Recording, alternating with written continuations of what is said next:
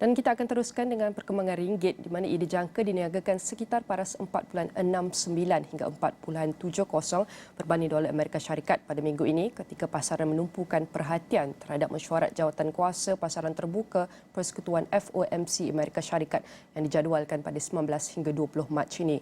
Ketua Ahli Ekonomi Bank Muamalat Malaysia Berhad, Dr. Muhammad Afzanizam Abdul Rashid berkata, sebelum mesyuarat berkenaan, Bank of Japan BOJ akan turut mengadakan mesyuarat dasar moneterinya pada 18 hingga 19 Mac 2024.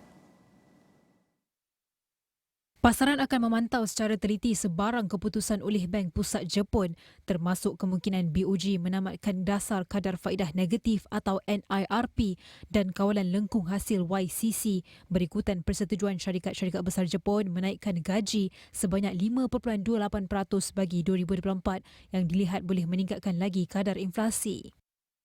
Muhammad Afzanizam berkata pihak Rizab Persekutuan Amerika Syarikat akan menumpukan aspek critical Fed dot plot yang juga tinjauan dalam kalangan anggota Bank Pusat itu mengenai kadar dana Fed.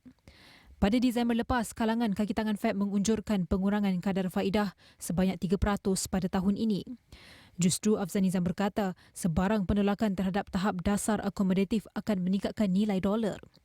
Sementara itu, kenanga research berkata, ketika pasaran memberi perhatian terhadap mesyuarat akan datang FOMC, tarikan dolar yang dilihat sebagai aset selamat mungkin berterusan seiring dengan daya tahan ekonomi negara maju itu.